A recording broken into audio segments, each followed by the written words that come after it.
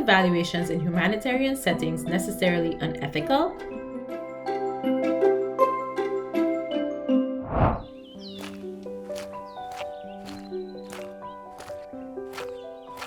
Paul is a senior monitoring and evaluation officer implementing an emergency relief project. He wants to understand if the cooked meals the project provides are improving food security.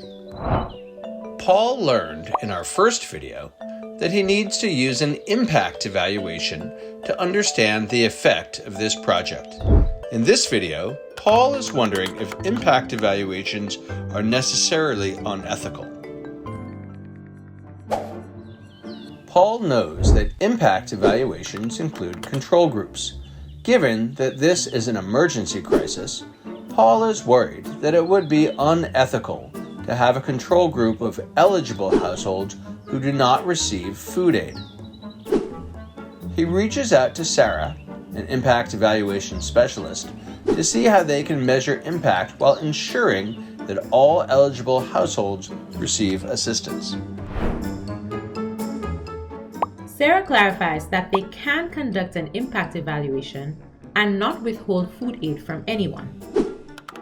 She explains that instead of using a pure control where the comparison group does not receive any services, they can instead compare outcomes of households receiving cooked meals to the outcomes of households receiving another type of food aid. Rather than answering the question of what the impact of cooked meals is compared to no assistance, this would answer the question of which package of food aid is most effective to achieve the intended outcome.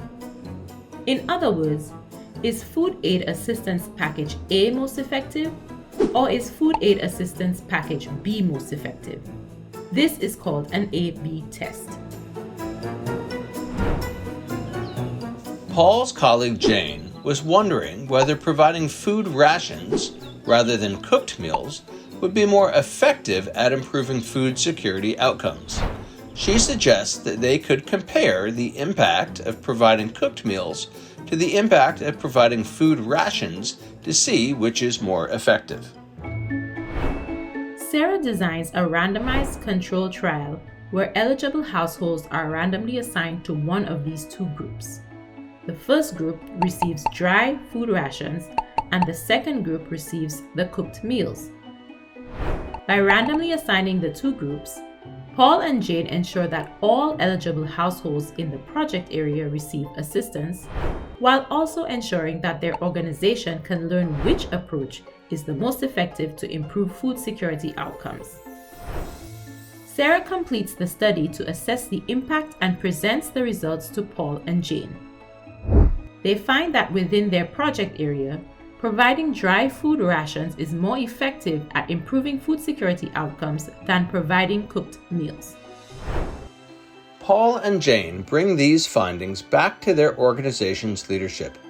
They recommend that the organization changes their programming to deliver dry food rations instead of cooked meals in future iterations of this activity within this or similar contexts.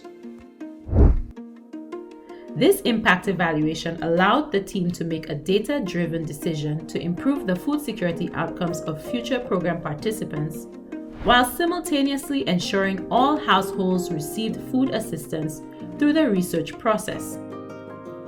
In other words, Sarah, Paul, and Jane showed that it is possible to conduct impact evaluations that do not withhold programming from beneficiaries and still answer key programming questions.